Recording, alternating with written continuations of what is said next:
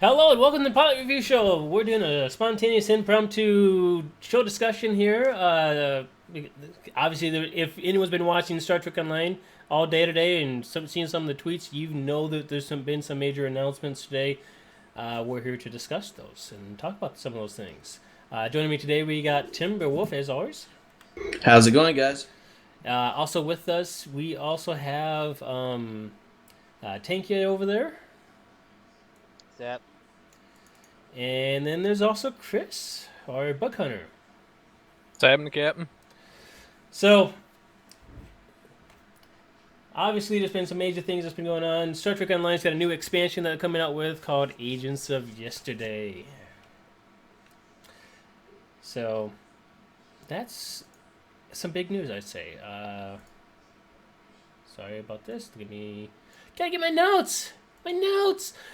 So, this is one of the big things that I got up here, but first thing I want to talk about, have you, any guys played the game since the patches today? I've been I on have. it a little bit. What's your thoughts? About the same. Has it gotten any better? Is it still the same? Has it gotten worse? It's about the same.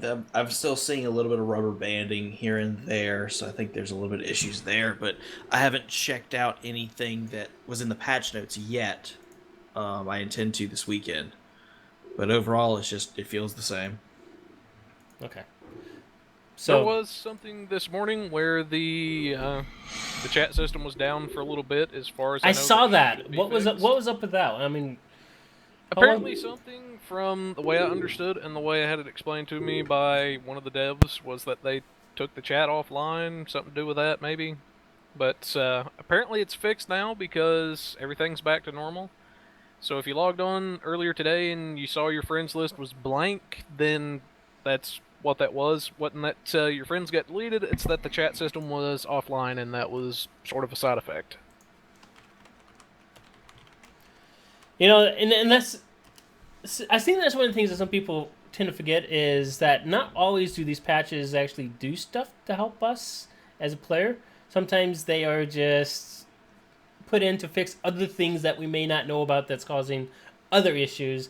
And at the same time, you get some of these odd things where the system stops working with, like the chat here, the in-game chat, I should say, stops working.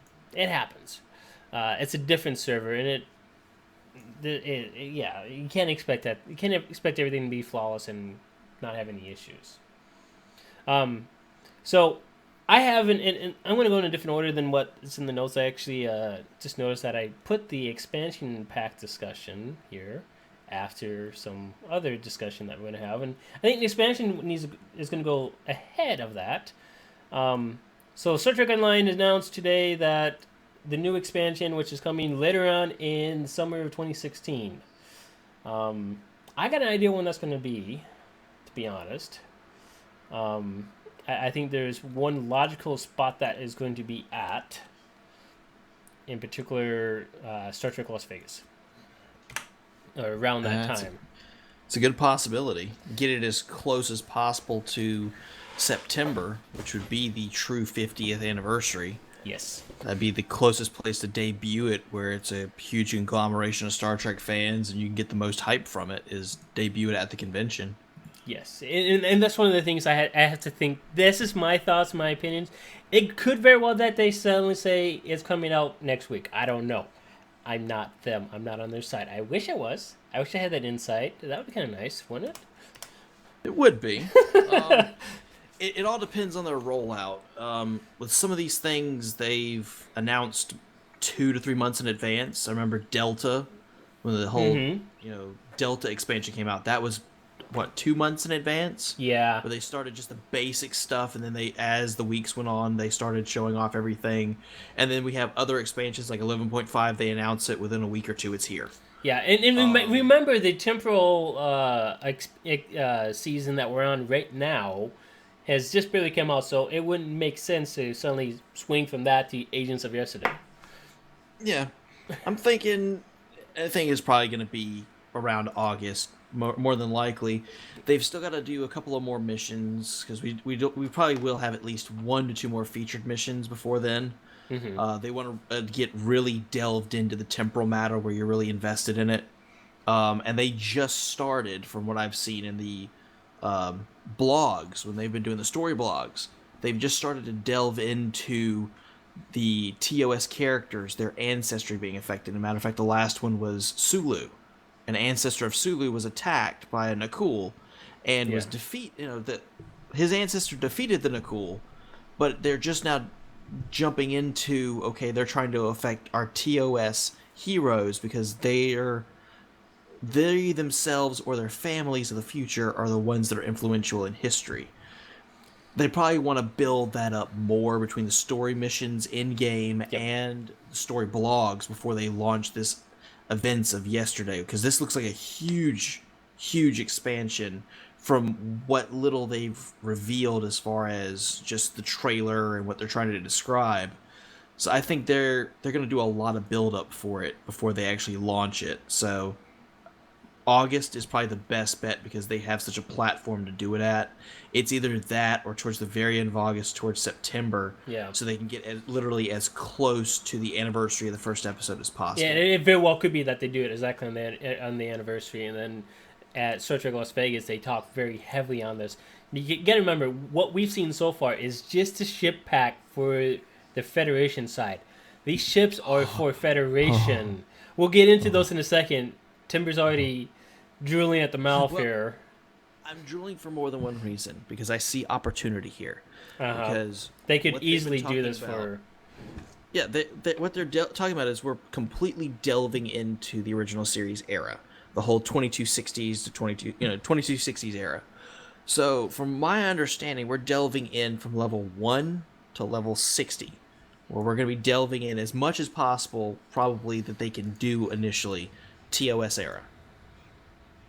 With them just opening up with feds, there is that possibility a month down the road, they see the success of it, they're going to easily pop out, oh, well, here's the Klingon pack, where you get 5 TOS era Klingon ships, and then you get the T6 temporal Klingon ships.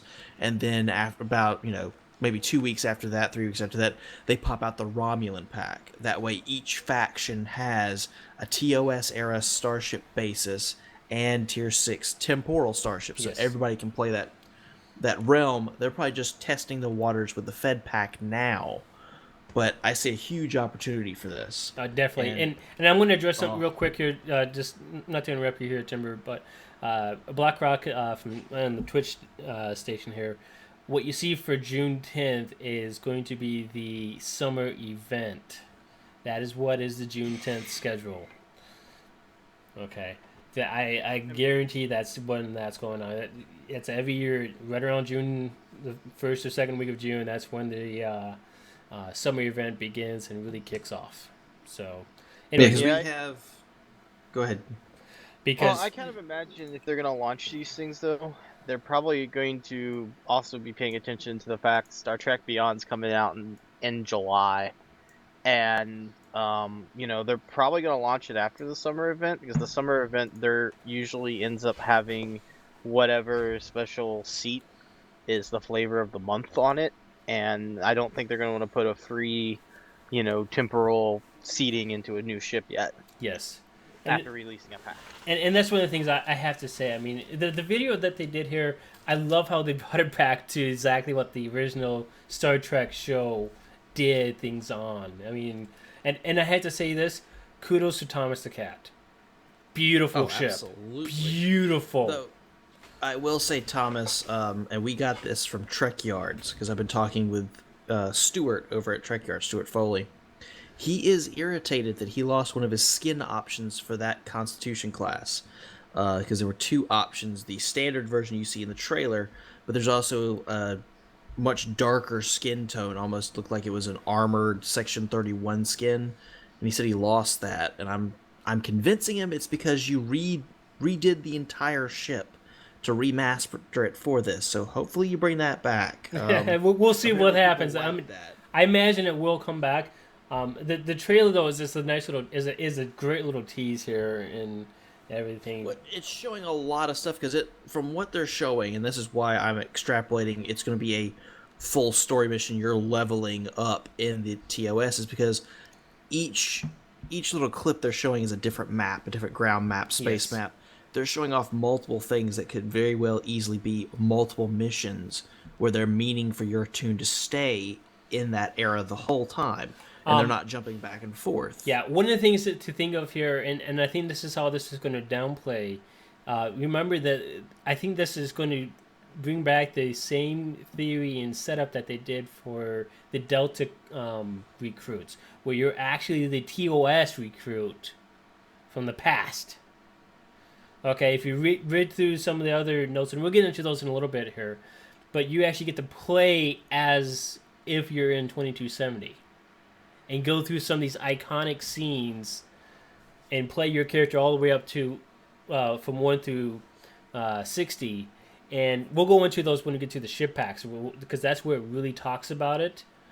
But that's one of the major things about this expansion. This expansion is going to open up so that you go back, and it may be that this is for a limited time. I don't know. Maybe somebody Cryptic knows what's going on here and why, if it's a limited time or if it's going to be one of those indefinite timelines, which would be really nice if it's indefinite. Because the Delta Recruit, the problem with that is it got done and it was done. Yeah, there was literally nothing. The moment, pretty much the only thing you have with the Delta Recruit now is you have a special icon, and that's it. Yeah, and if you did stuff, rewards, that's it. Yeah, if you got all the rewards from that character, it's pretty much done. It has no advantage over any other character because you can get the temporal negotiator on your other characters, and that's it. You're done. There's no point in everything else. What you got in that recruit could go to somewhere else. Hopefully, when they do the temporal war, those temporal recruits comes back and becomes a play of that. Well, if we're really gonna go for replayability, I literally am hoping that they're putting in enough story content to level from 1 to 60. They put in some PvE queues that are original series based. So you, instead of having infected space, you're dealing with a system taking over by the Klingons and you're fighting to take that system back. Or a Doomsday Machine map for a PvE queue. And actually making it where you're fully invested in the tune from PvE queues, PvP queues, story missions, the whole 9 yards. I really hope you get heavily invested in it because you're creating a new tune and having to level it. You have 5 different tiers of starships for it.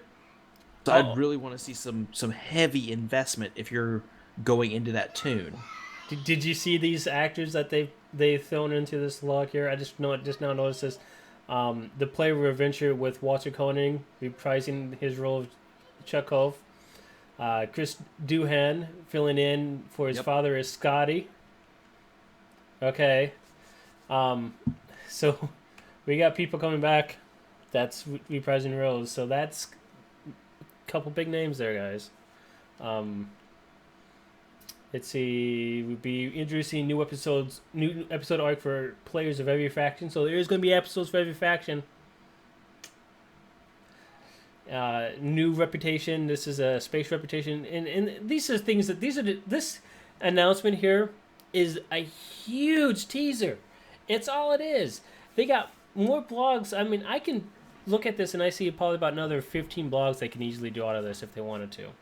Absolutely. I mean, you look at just the starships. They're going to do a blog on just the TOS ships. Mm-hmm. They'll do a blog on just the 4 of the future ships, then split off because 4 of them are 25th century, and 2 of them are 31st century. So they could do 3 separate blogs just in the starship stats and announcements. Yep. Then you got missions and however much you want to go into. They've got the temporal operative specialization. You've got temporal operative bridge officer seating, the rewards you could get from leveling, the rewards that your tunes are going to get. Yeah, there's going to be something that's going to be there. There's going to be benefit of making this character. This character's not just going to be just doing it for the fun of it. They want new and old players to have a purpose of doing these new characters here so that there's some reason to do it. But I will ask, since we have a resident bug hunter on here, What do you think about it, Chris? And how much of a headache could this be if one thing goes wrong or 100 things go wrong? Because you're the one that does the reports, and you're going to be doing it with paperwork if day one there's bugs. So what are your thoughts about all this? Well, as far as from what I'm seeing, you're definitely correct. We could get a lot of the blog stuff. But the big thing I would keep in mind, especially with expansions and everything, if you've played other MMOs such as WoW or Star Wars The Old Republic, any big name game, very rarely do they ever get it 100% right on launch. There's always going to be that one little tiny thing that messes up. Yep. And that's not the fault of the developers and everything. That's just whenever you're putting all this stuff together, you've got this programming thing and this programming language and that thing all trying to talk to each other. Sometimes you get hiccups. But from what I'm seeing, if it gives us as much content as we're thinking, then I believe you and I were discussing this earlier before the stream, that it could essentially be sort of a game within the game, so to speak. Yeah. Then the other issues you have with that come as well, such as some of the rewards. Whenever the Delta Recruit event was going on, there were some of the rewards that weren't being given out correctly. You could claim them multiple times on certain characters whenever you weren't supposed to be able to do so. Yeah, and then there was the other part where you when they did the bonus XP where you could just re-roll a new character and claim the rewards at doing certain things. Exactly. And all of a sudden, just doing what we used to call a realm and death camp. Yep, there was that old exploit, which was an issue. I think that they're going to be taking a more, I guess what's the word I'm looking for, is more of a slower, more cautious approach with this going around. That way they don't have some of those issues like we've seen with the Romulan Death Camp, with some of the rewards and some of those issues. As far as everything else goes with the ships themselves and everything, I think it's going to do good. I think this has the potential to be, I guess, that booster shot that people have been saying they wanted to see in the game for a while. With enough content, with enough stuff, I think this could end up being that expansion that a lot of people have been saying they wanted for a while. Definitely. Tankia, what's your thoughts on it? I kind of think that it'll be interesting, but I hope it's not just a recycle of the Delta event in the sense of it's a couple missions that we just see through a slightly different perspective. Essentially, I'd like to see it be we're back in, the original series timeline, but we're not necessarily reliving every single event that we've already relived, because as much as I love the Trouble with Tribbles episode of DS9, if every single mission is going to be like that, I might have to take a pass. Yes. I have to agree.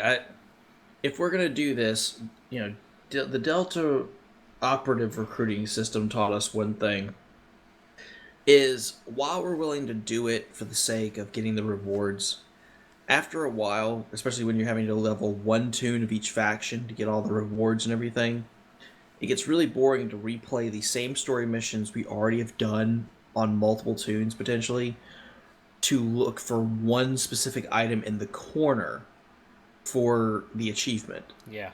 What I'm thinking and what everybody in this room is probably wanting is these are brand new missions that are purely original series. So from start to finish, you are in the original series era, and it is a brand new mission.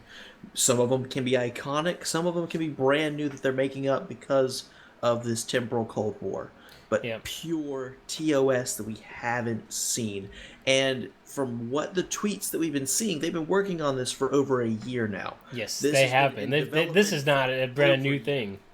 Yeah, they've been working on this since probably late 2014 is what I would give them as far as a timeline. So a year to year and a half, they've been working on this content. They've been working on the starships, the missions, everything. So I am very hopeful that we're looking at brand new missions that we've never seen before based solely in that era. And if that's the case, it gives it some replayability because we're seeing them for the first time. We will want to play through them multiple times on multiple tunes for the different aspects and looking for the hidden things because we haven't seen them before.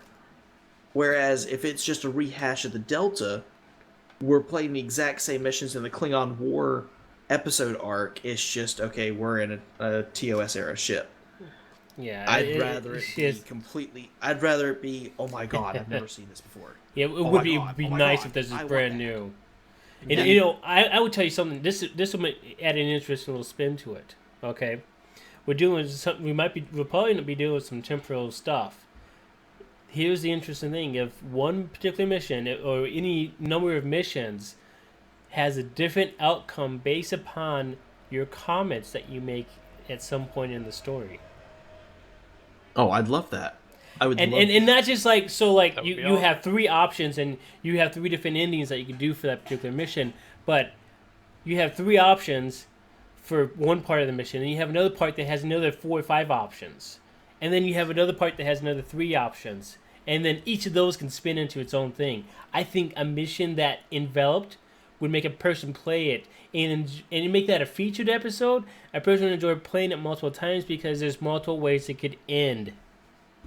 Well, that does take a lot of programming, and they may not have had time to do that, considering what they're advertising is pure TOS, potentially from level 1 to level 50. But I think it would be very nice if we had some sort of it would be changing ending on any mission. I mean, even if it's only one mission that changes at the end, that's fine with me. I would enjoy playing that mission over and over again if it's the last one. It would be. For the simple fact that we're dealing with something that every decision we make, we're altering the timeline that we could potentially have to go back and fix. And that's the thing with the Temporal Wars. We're getting to that point. Okay, that I would think that would be awesome to see. We'll see what happens when it comes and it is announced. So we don't know exactly what's going to happen. Obviously, this is still early. This is early in the birth of what's going on here. This stuff they've been excited to get to for a while now. They've been storyboarding this stuff for probably a little bit longer than a year, I'd say. But they've probably been solidly working on coding and designing it for at least a year.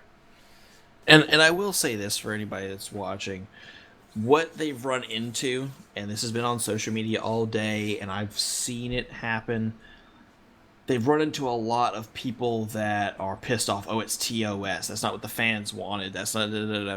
They're running into the same thing that's happened with Call of Duty. For 2 to 3 years now, people playing Call of Duty have been asking for World War II. They've been asking for Korea, Vietnam, that kind of thing. They want to play the old stuff. And the company that's bringing out their version of Call of Duty this year has spent that whole time, they started before those polls came out, working on a future map. Well, now they're coming out with their ultimate future Call of Duty, and no one wants it. But they started development before the fans really started speaking up.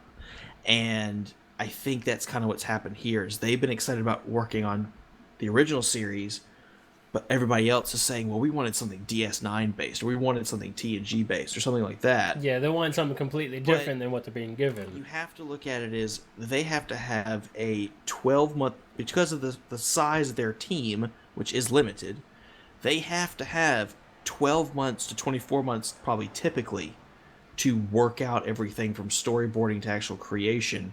So if they're seeing now people want DS9, you could see that in the next year. But they have to have time. They don't have the budget of a World of Warcraft. They don't have the budget of Activision and Call of Duty. They can't, pump out content like that. Yep. But they're by no way a AAA company. I mean, it's... But with what they're putting out here, I'm excited to see it. There's some good quality stuff. Indeed. And when I was talking with Luke Critter on social media and Tumor Boy, TOS is fitting this year. It is. Maybe the fans wanted DS9, but here's the thing: Star Trek Las Vegas number 50. Well, it has nothing to do with even Vegas. Well, not Vegas, but Star Trek number 50. This is not the 50th anniversary of Deep Space Nine. This is not the 50th anniversary of Voyager. This is the 50th anniversary of the beginning of Star Trek, which is the original series from 1966. Yes. So it's only fitting, if we're going to make a big deal about the anniversary of when the first episode of Star Trek ever aired, we should highlight that series. That's why it makes the most sense that this year we have this whole Agents of Yesterday TOS era expansion. That's what makes sense. Now, when the 50th anniversary of Next Gen comes out, bam. I mean, that makes sense. Yeah. Or 30th year, however they want to do it. But it makes the most sense for a TOS era to pop up. It really does. It really does. And that's one of the things. And it's quite possible this could have been talked with and coincided with CBS's plan for celebration of the 50th as it is. Absolutely. So, I mean, they could have had this plan well in advance. I mean, CBS knows that it takes a while to develop stuff. They're not dummies on this. So that's one thing that could have been going on there. So. Yeah, the one thing I did see a couple people ask questions on, and I talked to one or two people, and I kind of agree with them, is that TOS, it sounds good for the 50th, but it's also a little bit out of place when you consider that this whole Temporal Cold War thing was introduced during Enterprise. So, why aren't we on the NX-01 for something? Or, kind of in that area, because that's where we were all exposed the very first time of, really a temporal Cold War. Like, we got a little bit of, time stuff in Next Generation and Voyager. A little bit here and there, but... So, I kind of agree with a few people that mentioned that. He's like, yeah, I'm kind of surprised there's not, an NX-01 flying around, and, that the NX, the Enterprise era stuff isn't part of this pack. Yeah, and I can see that as well. That's one of those things. It's kind of one of those. It's a fair point. One thing I would say, though, based on what we're seeing, since they're going with the Agents of Yesterday theme, it could be that we are going to get something to do with the Enterprise era. It's just that with the 50th anniversary coming up, they're focus on this first. Focus on this first. Then once they get the 50th out of the way, then they go back. They start saying, well, this is how it ties into Enterprise, because I don't know if a lot of people paid attention to it, but in the featured episode, they do for a brief moment mention that Captain Jonathan Archer stopped one of the Nicole... Boss. Whichever one it is. Stopped one of the people that went back in time. So it could be that they're just waiting until after this is done, because, let's be honest... You only get one chance at a 50th anniversary. If CBS or anybody drops the ball here, they're not going to get a chance to redo this. So it's a one-time deal that they need to get right from the get-go. Definitely. So anything else anyone wants to bring up on this before we move on to the next topic here? Because I know Timber's itching for this. I'm itching for it, the next part. Only thing I would say is, as far as this goes, just keep in mind, it's going to take them time once it does come out if there are issues. Programming stuff can be a pain in the rear end. If one little dot or 0 or 1 is out of place, it could bring the whole thing crashing down. Yeah, you definitely have to be patient when it comes out. That's for sure. I mean, plan on there being issues, and if you're planning for there being issues... then you're ready for what's going to happen next, which is expect lag, expect rubber banding. There'll probably be a lot of new people that join and play for that too, to see how it looks and how it works. Because this is going to be advertised heavily. Expect broken mechanics at first that they have to fix. There's going to be new consoles coming out that they might not have the intended effects, the whole 9 yards. Expect it now. That way you won't be all, the best term that I can use and the most blunt way I can put it is you won't be butthurt when it happens, because it will happen. Yes. It happened with Delta, and everybody loves to speak about how it happened with Legacy of Romulus and some of the other stuff. It's going to happen, but they'll get it fixed. Give them time. It always gets taken care of. All right, moving on. With the expansion pack, we have a brand new ship pack, the Agents of Yesterday packs. This is probably one of those things that we're most excited about, because this here is not just... I mean, they got 2 packs. They got the full pack, the large ship pack, and they got the starter pack. Okay. They are... Just think of this like the Delta Rising pack, where you get a bunch of ships in there. I think this is about equates to the same amount of ships that was in that pack, if I remember right. The So Delta had, I think it ended up with 5 Federation, 2 Klingon, and 2 Romulan. yeah, something like that. They had a lot of ships. Either way it goes, they had a lot of ships. This one here, they have 5 ships that you'll be able to use, and we'll get to those in a second here. That you can use from leveling from Ensign to Admiral, and then 6 brand new T6 ships that you'll be able to use for that and beyond. One of the things, and this is one of the things that is going to make you really want to use this on your captain as you're leveling is, and this is one of those perks of buying this, is the 5 ships, the ones that you're using to level up with, is going to give the captain an extra boost while leveling, an extra boost of capability while leveling. The remaining 6 ships have, in their words, exciting stats and a new temporal bridge officer seat.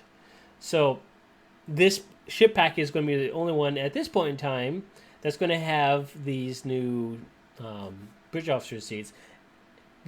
And for those of you who are going to be looking at this later on, so far this is only talking about Federation ships. Some of the outfits and some of the things that you'll be able to do can be used on the other factions. Is there going to be more coming for the other factions? We hope so. I'm saying yes for the simple fact that when it comes down to it, everybody has been requesting more science for a long time now. Yep. They've been requesting more science ships. They've started to really come out with some science ships. Most of them are faction specific, but several of them have been, multi-faction, including the Crenum science vessel that was the anniversary event. Yep. And, people are wanting more of their faction-specific starships. What they could be doing right now is just the Federation bundle. And then once this is how they're testing out how it's going to go, maybe after a month, they're like, oh, well, everybody likes that. Let's put out the Klingon and Romulan packs, because they are opening the door open. Please don't say that. That's going to get expensive for someone who wants all 3 packs. Well, yeah. It's the name of the game. It really is, and you have to make money. I don't disagree. It's just it's gonna be expensive. Although I can just get away with 2 factions and be fine. It's only used 2. Alternatively, though, we also have to look at the fact that if you look at the canon and stuff, especially since one of these ships looks a lot like the Enterprise J from Enterprise, it was very clearly stated that the Klingons and the Romulans were part of the Federation. So these may be everybody's ships. Maybe. Because they're so far in the future, everyone's Federation. And that's why one of the ships is a Raider for the Federation. It's the first Federation Raider, it looks like. Yep. Oh, you're talking about the 31st century ones, which, yes, that is a possibility. So the other thing with this pack, before we get into the actual individual ships discussion here, I want to get through the pack here. You got the 6 TOS here themed outfits that you get. These are new ones, I believe, if I remember right. 3 unique captain titles beneath the full pack, and then 3 high-end upgrade kits. These upgrade kits, by the way, for those who are curious, will take a item from 13 or from 12 to 13. So M Hall here, just as a quick little note, Salami also confirmed that the new TOS skins can be used on their T6 equivalent ships if you own both the ship in the pack. Yes. So the T5. I remember T5 seeing that Ranger, actually. The T5 Ranger that Scott's showing off currently in the window, its Tier 6 equivalent is the Paladin. So you'll be able to put the Ranger TOS skin on the Paladin, which that's kind of cool. And I'm going to go ahead and go out on a limb and say that is the closest you're going to have to a Tier 6 original series starship. That is the closest they're going to let you go to actually having anything close to a Tier 6 Constitution original series starship, period. Yeah. So here we are. We're at the individual ships that they're giving out. I mean, they're giving us a lot of details. I'm just going to go quickly scroll through. We see we got 1 ship of each of the Tier 1 through 5. We got 1, 2, 3, 4, 5, 6 Tier 6 ships. Brand new ships that's coming out. Hopefully, what we're hoping and thinking is that these last 2 here, I'll just highlight them for purpose here. These last 2 here, we're hoping is the multi-faction ships, and if they do anything like they did with the Delta Rising pack, They will probably end up adding more ships to the pack so that it makes it even juicier for someone to want to buy. I mean, we're talking 11 ships as a whole that we're talking for $129 for the pack. We're not trying to sell the pack. I want you to understand that. I'm not trying to sell the pack. We're trying to discuss the pack, what it means, what it's going to bring, and what it's going to do. So we have to. These are all the ships that's going along with this Temporal Agents of Yesterday setup here. So this is one of the big things to take note of here. I love the designs that Thomas came up with here. I have to say that these are beautiful looking ships again. I mean, we got the Tier 1, we got the classic Constitution. I mean, I think that looks closer to what I would have expected it to look like than than what the ship currently looks like in the T1 setup. For those who are curious, we got the data list. That's come back. Or the data list, depends on how you want to pronounce it. We got a few ships here that you saw a few times here. I'm curious what Tankia thinks here about seeing like a couple science ships here, specifically like the Nautilus and the new version of the multi-mission science vessel. Yeah, I've been looking at the science boats, and I mean, just kind of looking at the game, and I don't want to shoot them down because I'm sure the ships are going to be good, but I have a feeling it's going to be very similar to some of the science ships we currently seen. I imagine the Nautilus class is going to be similar to the Scryer from the Intel, and it's probably going to mirror the bridge officer layout, except for it will be this temporal specialization instead of intelligence specialization for the seating. And then I kind of imagine the multi-mission science ship is going to be a very close variant of the Science Vesta, like a T6 Science Vesta. Yeah. The Science Vesta is a great ship. It's a T5 right now, and people have been begging and asking for that ship to be made a T6. Yeah, so I have a feeling like that multi-mission ship is going to be about probably as close to a Vesta as we're going to see for a while anyway. Yeah. This might be the testing grounds for it. And it's the 31st century one. I mean... Yeah, the thing I kind of like that they did is, going back to like the T1 to T5 ships, is that they're kind of making you, well, not making you, but giving you the option to play every type of ship that's in the game. Because a lot of times somebody will pick a tactical captain, and then they swear on everything that they have to fly an escort for the rest of their life, which isn't the case. And like, doing this, I think it's going to give people the option of, oh, I'm going to be in a cruiser, now I'm going to be in a science ship, now I'm going to be in an escort, now I'm going to be in a bigger cruiser, now I'm going to be in a battleship. And I think it'll give people kind of that little bit of exposure of, you don't have to fly every single S-class ship that they have to offer in the game, and you still can if you want to. Design-wise, I like the T1s, or the T2s, the T5s. I've made some comments about the T3 ships already to certain people about my thoughts on it, and I mean, the thing is though, you look at it is, I mean, it's, add what was it, 200 years from the original series or whatever, and it's Akira. It looks like the Akira, Yeah. just TOS version. It's fine. The cruiser even calls out that it looks like the Constellation. It's, it was the Constellation class's inspiration, so that's fine. The battle cruiser kind of reminds me, like, it sort of looks like the Paladin, but it also kind of reminds me of one of the command cruiser variants and the Avenger a little bit. Definitely. I think out of all these ships, they're all very beautiful ships that, from what we see of these pictures that we have little thumbnails of. They are very detail oriented, which I think is what this game has needed. I really think this is what this game needed. Some ships that's actually got this kind of detail. Thomas, if you've done all these ships, kudos, man. Kudos. If there's other people that's done help done the ships, kudos to them as well. Because all I like to say is, wow. These ships are looking great. And the one thing I want to throw out there, just because I'm observant and I pay attention to things, well, two things. The first one is back to the Raider, the T6 Raider.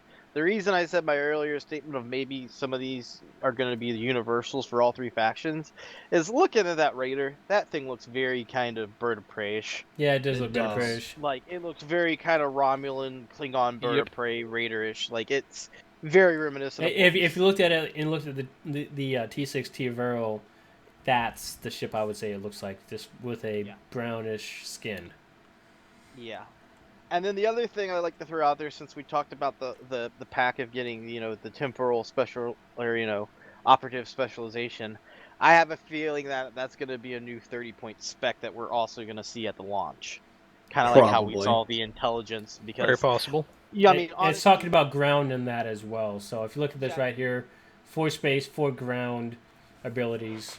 So it is probably very possible that this could be a whole new spec tree that we end up having to build up another 30 points on. because, I mean, otherwise, how are we going to craft it? Because we have to craft it to give it to, our bridge officers. Yep. So Otherwise, you just I have this imagine- pack here, and that's the only way you're going to get it. They're Yeah. not going to do that. Really go figure. Yeah, and then like I said, the upgrade kits where you can take an item up a complete level here. This is great for those people looking for a quick upgrade.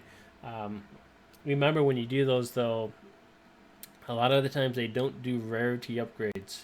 They just the pure mark upgrade. That's all you get with it. And then a couple titles here that you go along with it.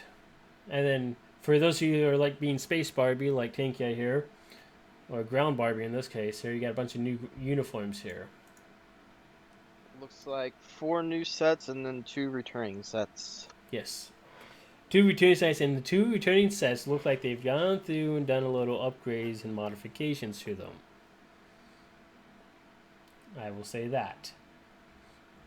Because I have looked at them closely, and they look like they got some updates and modifications that they've done to them. So we got some pictures here. I'm going to go through these pictures while you guys kind of go through and talk about other things. Timber, I know you're just itching to talk about these.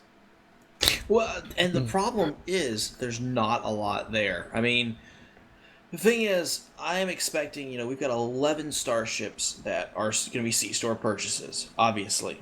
And the tier 6 versions are going to have fleet versions. So the C-store versions are obviously going to have a starship trait they're going to sell you on. They're going to have the new seating, and they're going to have a console. They're each going to have a console. But what intrigues me is, since they're doing tier 1 to tier 5, the tier 2 through tier 5 original series ships, their C-stores, they also might have consoles on there. We might be looking at potential for a 4-piece console set of TOS-based technology, which would actually be kind of cool. Because they stated, for example, on the Poseidon, the tier 3 escort, which I know some people have issues with, whatever. I happen to like it. But they talk about the M6 computer and how it doesn't have any of the flaws of the old M5 Multitronic. That could be very well a reference to a console named the M6. They talked about the Gemini, the tier 4 constellation class. Talk about being a weapon test bed. So to me, it just seems like they're going to have consoles that are based in TOS technology, which would be kind of nice to see for a change. But you're looking at the potential of all these different consoles, traits. The one thing that is going to be intriguing to me, and I'm not saying they're doing this, but I'm going on the wording of their starships. They worded the tier 2 to tier 5 original series starships as temporal. They use that in the wording. Temporal destroyer, the temporal battle cruiser, that kind of thing. In the wording for the original series ships. Will they go so far as, since you're leveling a temporal operative, will these original series starships allow you your first taste of temporal operative seating?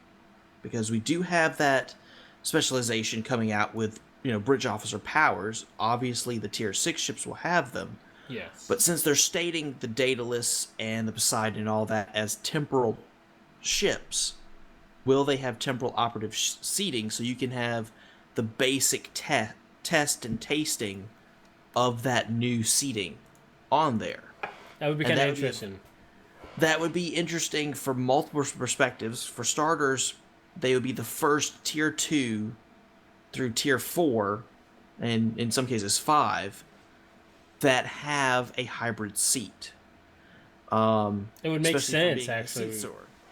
And it'd be also the first time that they've made for sure that when you're leveling a tune, you're testing out all the aspects. So you're not just testing out different flavors of starships after you level between science and escort and battle cruiser. You're also testing out the new powers as well as you're leveling to see if you even like using them or if you just want to use standard. So that's kind of a first, and that does change the game a little bit as far as leveling a new tune, which I'm interested in. That's why we really want to see the stats for these things, because it's really imperative before I can put any kind of judgment out on the powers or how they're seated. If they're introducing Temporal Operative as a bridge officer seating in a tier 2 starship to get you used to it, even if pretty much all you have access to is 1 or 2 powers, that's still kind of huge in the grand scheme of things, because it gives you the opportunity to learn the specialization while you're leveling. And then once you get to the end game, you've already played with it on this new tune. Alright, cool, I can throw it on my brand new tier 6, good to go. Yep. I just want the stats. I like how a lot of these look, but I want the stats. I really do. The only thing that kind of makes me think that they may not necessarily put the hybrid seatings in anything below the tier 6s is there would be a very real chance then that the T5 Ranger would be comparable to the Paladin. Because you make it a T5U, and then realistically you're looking at the T5U Scimitar versus the T6 Scimitar situation. Yeah, you would have to find some crippling method or like on an incense seat or something. I think what they're going to do for that Ranger is they're going to lock it at T5. They're not going to give you that option to upgrade it to T5U, as much as it would be nice. I think it's going to be like the same ships that you're leveling when you're leveling a standard tune. Those ships don't have a T5U upgrade. So I would see them just doing, okay, it's a T5, you're testing it, you really want some power, you can get the tier 6, and just use the skin of the Ranger on it if you want for Space Barbie. But I really don't think they're going to make that an option to upgrade the Ranger to T5U. Because it would go against every other thing we've seen as far as, if you do that for the Ranger, then why don't you do that for the free Sovereign that you get for leveling up? Yeah, true. I mean, that's me. I wouldn't mind seeing the powers being on the lower level ships, because you get to learn more about how these things are going to work with the current mechanics as you're leveling up. You don't have to just do it on as soon as you get to level 60 and then figure everything out. You get to figure out more of the mechanics as you level up, and that's always good for especially new players to learn more mechanics and how things work together. When they're leveling, then all of a sudden they're level 60 and they got to figure it all out all at once. Yeah, I mean, that's true, and I think the thing we can look at, though, is, since you mentioned the stats, is I've been looking at it, and I've been looking at the Intel Delta ones, and I think the stats are going to be comparable to that Delta pack. The Nautilus is going to probably be pretty comparable to the Scryer. The Theseus is going to be really comparable to the Phantom.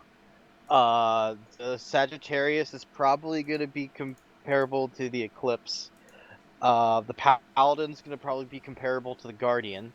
And so, like, I kind of think we can start making some guesses about what they're going to be similar to in their layouts and their stats, just because it kind of seems like that's the theme. They have the exact kind of same layout, which, I mean, that's the classic, you know, oh, let's have a science ship, let's have an escort, let's have a cruiser, let's have a battle cruiser too.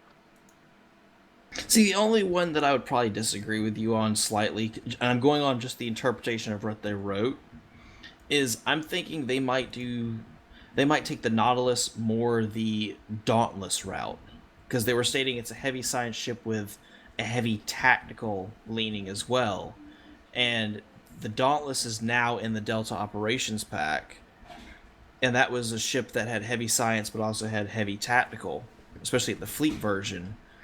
That's what I was seeing out of it, is they might model the Nautilus after the Dauntless, and then you end up with another Dauntless.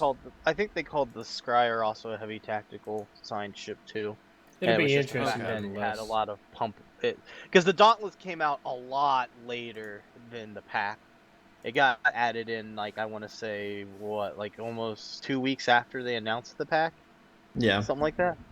Yeah, it was one of those ships that came in after, and I think what it was is they didn't have it quite ready, but they needed it to come in with that pack to help, help it out, and B to because it was meant to go in there in the first place. And a lot of people look negatively on them adding ships in after after the pack was available for purchase, and some people said, oh well, they're desperate and trying to make it so people think this is a great deal and whatnot.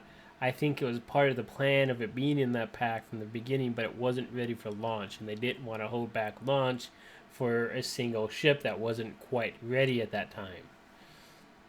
And, Well, I and, think so, and we could see the but- same thing here with this, is they could have a couple more ships that is ready to go in there, but they know is not ready to be there on launch day. Yeah, and I think some of it also might just be the fact that it keeps people talking about it. Yes. So, they released a couple of ships, people talk about it, and then, they release another ship and, people talk about it, and it kind of keeps it out there as almost, kind of a constant free advertising because, Yeah, you don't it really does. necessarily see this crap sitting on banners and stuff on Facebook every day. Yeah, I mean, look at us here. We're discussing this as it is right now, and it just come out. This video is going to be up on YouTube for a long time. I mean, I'm not planning on taking it down. It's going to be up on Facebook here. Facebook's already talking about it with the Facebook group that we're a part of.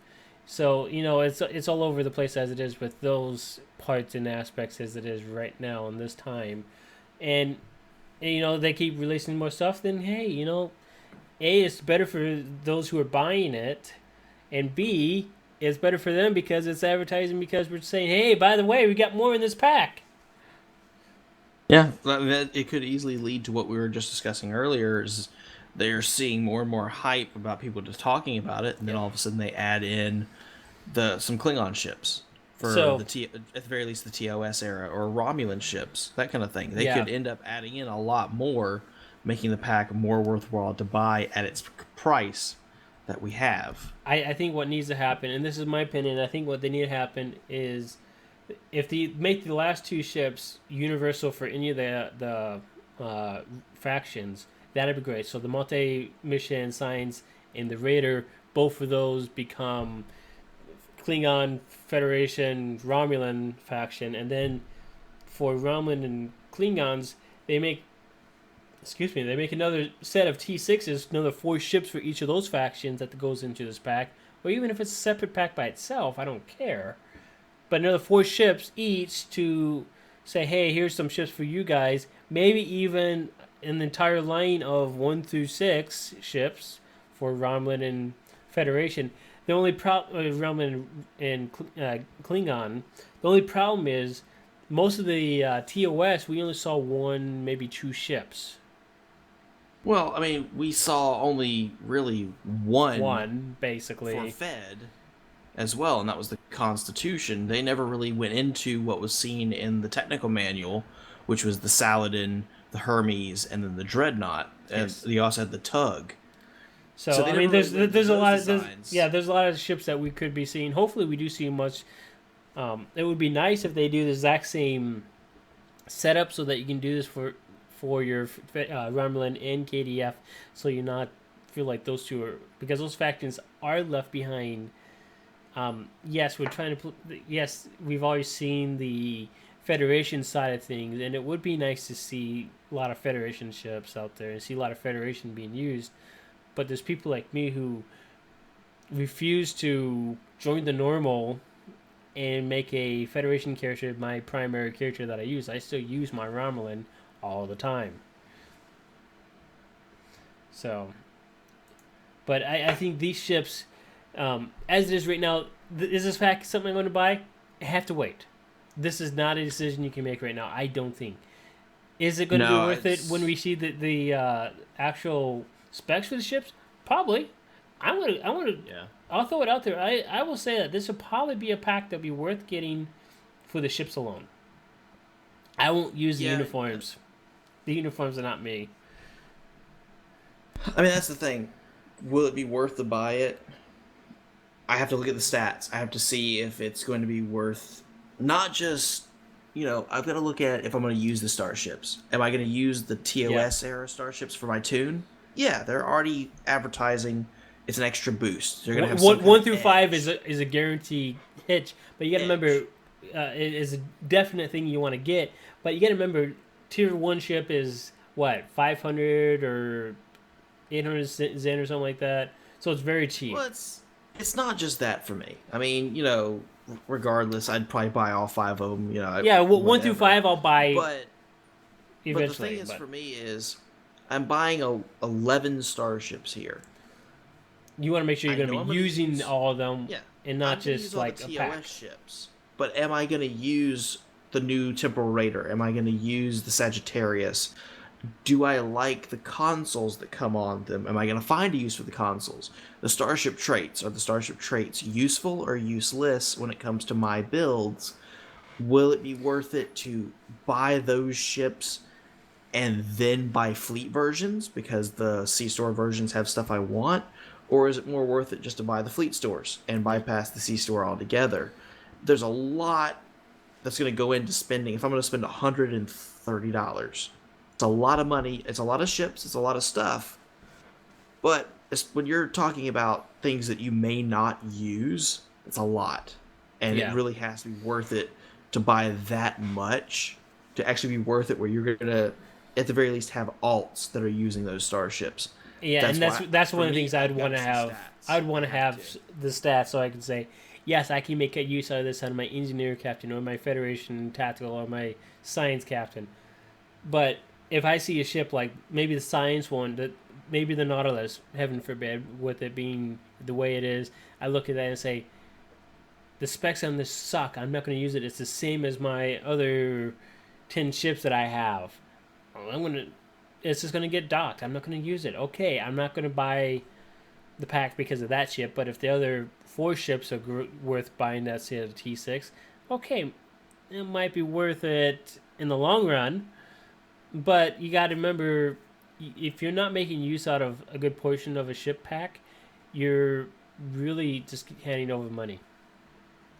Yeah, the main thing to also consider with this pack too is, realistically speaking, with buying the pack, you're buying 6 ship traits as well. Yes. Because you got 6 T6 ships that you're staring at. And hopefully all the ship traits are worth using. That's yeah.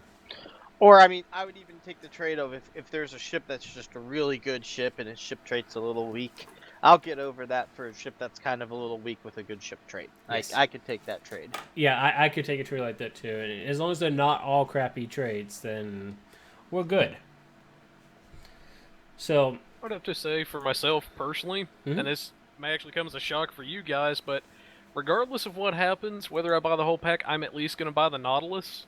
That may come as a shock because I'm normally a tank, but me, I've actually wanted to fly a Daedalus for years. Pretty much ever since I read some of the books, I've seen how they hyped them up in the original, that type of era and everything. and the then Nautilus since would be seeing like them an in advanced Legacy, Daedalus. I actually finally get to fly a Daedalus type of ship. So for me, that's actually pretty cool. For at least, 10 years at least, I've wanted to fly one. And STO is going to be, actually, I think, one of the first games to actually feature a playable Daedalus type of starship. I don't think any other Star Trek game before that, except maybe one or two, has ever done that. So that's actually a first for them as well, seeing Yeah. a playable ship like that. And I will venture to say this. This might almost be some early renditions. I mean, I can see some finishing touches that they might want to do to the ship. I don't know exactly. Even if it's not, it's still a beautiful ship. Yeah. Well, just to go back to some of the ship designs real fast, because I've been pretty heavily Googling things. Since some people have mentioned the Paladin looks like the Enterprise J, I think it's going to depend on what time zone they actually are placing all these tier 6 ships in, like century-wise. Because according to the Google and the Star Trek wiki, the Battle of Procon, or I can't say Chryson? Procyon.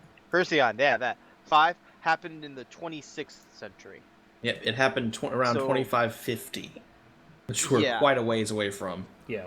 and looking at some of the screenshots, they have, I guess basically when the fighting was going on, somebody zoomed in on them. There looks like a Prometheus class, a Nova, a Dauntless, a Vorchal, some Rain and Sphere builder ship getting wrecked, and then another one getting wrecked. So it depends on if I think what our current missions have us sitting somewhere in the 29th century here and there.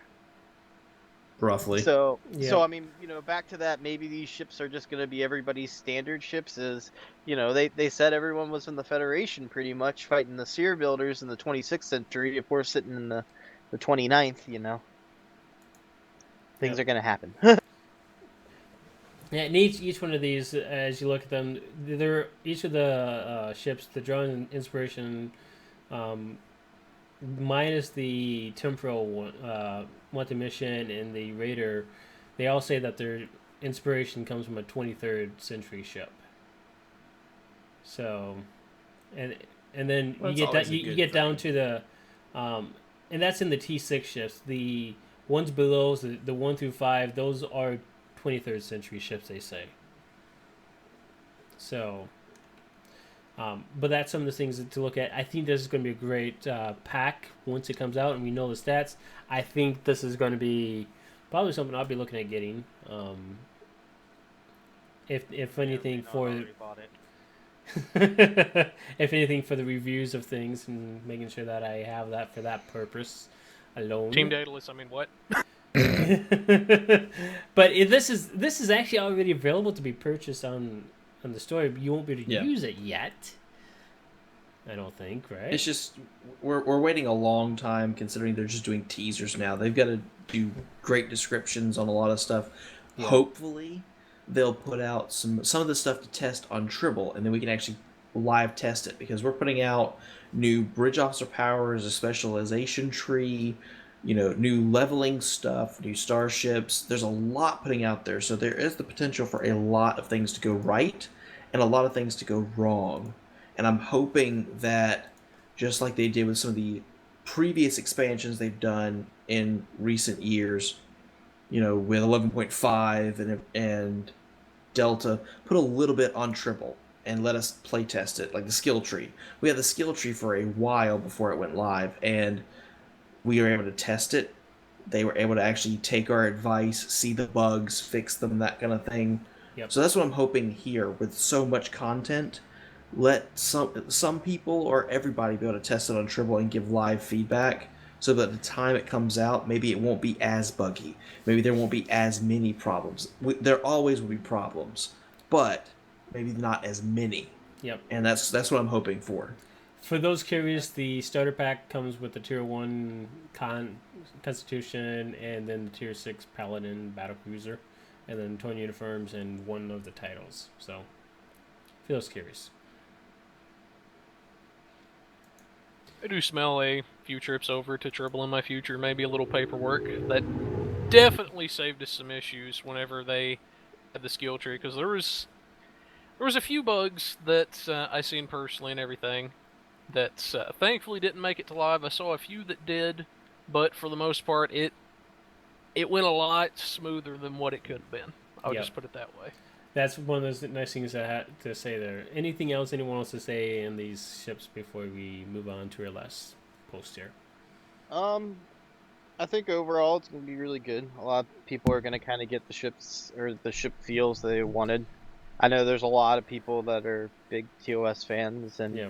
I think it's nice being able to put the old skins onto the new ships that people are going to be flying around because, Some people might God like those bless old the skins developers. better. Yeah, God does bless the developers, but sometimes people just don't like these new skin ships because a lot of people don't feel like they're close enough to what a Federation ship would look like. I think I think usually it's a disagree. I perfect think spot it looks on. like it, but yeah. The only one I think is a little weird is I think the Nautilus looks a little bit like a not actual Nautilus. Yeah. Like it looks a little bit like a little squid thing going on. I don't know how I feel about it being on the side, but Well, that's not the only I ship was- that's been on the side. There's another ship that has that side look. If I remember, it's already out here. It's one of the yeah. T5 ships. I was going to say it looks kind of like and I don't mean this to be insulting in any way to the developers, but it kind of reminds me in a way of sort of a little rolling vacuum cleaner. I know that sounds weird, Yeah, but I'm thinking like one of those. There's a vacuum cleaner on the side. It's a Dyson Roomba. It's, vacuum. it's sideways flying Roomba.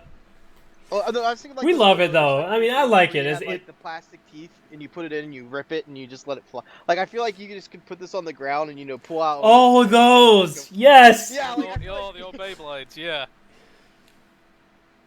Yes. That, or if you want to get a little geeky or nerdy on a different level, is it looks like the craft that General Grievous used to escape from Star Wars. Oh my god, it does. The ship, it looks great. I love the ship design. It looks great, but that's when I see that's just some of the things that the Tier 6 design reminds me of. Yeah, that's great. Okay, moving on. We got a new initiative that's coming on. That's part of the preparation for this. I mean, this starts what today it is. Galactic Restoration. Yep, the Galactic Develop Initiative, where basically you're doing different things and you're building up, and you get a bonus next week I think it is. At the end of it, this runs from the 5th to the 12th. Want to get this in before what's going on. Obviously, the more that you do to focus on this, to get these things going and done, the better it will be for everyone as a whole, because you get an extra bonus with the reputation marks in the following week. So if you got to get that last reputation up, this is a great time to get that going. If you help out, it may seem like you're doing nothing because sometimes that doesn't update live. It may take a little while for it to refresh and catch up to you. So this is a little thought here. Has anyone done? I haven't looked at this deep enough to see. Is it just doing Iconian War, or what is it? I think it's just general duty officers. That's the way I read it anyway. Okay. Yeah, I haven't looked deeply into it. I just wanted to cover that real quick here. So you're getting bonus marks, 25, 50, or 75% bonus increase. So those of you who need marks, this is a great way to do that and get that and help out with that in every way you can. So that's something, and it looks like they're just doing it for 1 week and they're done. Yep, we've seen events similar to this before. It's pretty much, as it seems, set your duty officers. Yep, same thing. Just set your duty officers. Even if you're not really somebody that does a lot of duty officer assignments, just throw some bullcrap assignments up there, get the reputation mark thing unlocked, and then if you need to level reputations on some tunes, then there's your chance right there to stock some marks back. That way you've not got to farm your tail feathers off until you're blue in the face. Yep. And all these links here and some of the things that we talked about is going to be in the show notes there. So that's something that's going to be included. I got a much better process that's going to be going on for the show notes from here on out. We have a show that we're doing Saturday. We're trying to get a couple people on for interview on that, just to give you some guys some heads up on things that's to come. We're going to try to make this show an everyday thing here. I'm going to get, before I go on any further with some news on the show itself, any of you guys have anything you want to add based upon anything that we've talked about that you might have thought later after we discussed it, or that we haven't covered? Feed me more blogs. More blogs! I better not pound too hard. I might cause my Feed computer me to blue screen. dataless stats. I I mean, what? I think the only other thing to mention is it'll be interesting to see how they do, if they do come out with Romulan and Klingon ships, if they're going to do it like the original Intel ships where they have different ship traits, and then a couple boxes down the line we're going to have cross-faction traits, or if they're just going to release 4 ships for each one, and you're kind of just buying a master pack. I think they kind of like doing from what I understand, they like doing more of the master pack where you got the same traits for each of the factions, so they don't have to specifically program it for one. That was a big headache for people, is they didn't like the fact that, well, I can't have reciprocity on this tune because it's a different faction, or I can't have this on your... I think they ran into a big headache with that, even though they were trying to give specific faction specific traits and powers to help make them better and whatnot. And and I think that's where they got a lot of flack from the community for it, and then they just decided, okay, well, regardless what we release, it's going to be the same for all three different factions with maybe a slightly different flair as far as bridge officer seating, but everything else will be the same. So that way we're not pissing off anybody. It's all the same across the board. So I think that's probably what's going to happen. Otherwise, they're going to run into that mess, like Tankia was saying, where you are seeing lockbox packs coming out where they have to release the traits in lockboxes. And if you notice, they had to do it per faction for those lockboxes. It wasn't just like one lockbox you open on any faction could be opened by any faction. It had to be opened by a specific faction for it to come out right. Let's not do that. Let's stay away. Let's make these so that a ship is capable of on each of the factions can get that same trait rather than traits being locked to one faction or the other. Let's not get into that same business that we had before. I think that would be a good step here in that process. So, anything else that anyone wants to bring up? T6 Kaladin, yes. Hashtag Keldon for the win. Hashtag, please. I just want to put that out there, you know. Steam Runner, yeah, T6. So there's a lot of ships I wouldn't have T6. I got my T6 Scimitar. I'm happy. I would have rather it had like pilot and intel with a pilot commander, but yeah, I'll take it as it is. Anyways, so I want to go into real quick here. Just give you guys a little update of what's going on with the Pilot Review Show. We're going to start getting on a stream every Saturday once again like we were doing before. The only thing that's different this time is instead of reviewing your ship builds every single week, we're going to do more stuff like this. We got more stuff to talk about hopefully this Saturday coming up in a couple days, and hopefully we'll have a couple interviews that we'll be doing with some people. We'll announce that when it comes up to the show. Anyways, that's some of the things I'm hoping to do. I got plans of trying to bring people on from other projects that they were working on outside of Star Trek Online. Hopefully we get those people in to talk with us as well, both here in our online forum here, and as well at Star Trek Las Vegas. Need to hashtag this big time. Star Trek Las Vegas.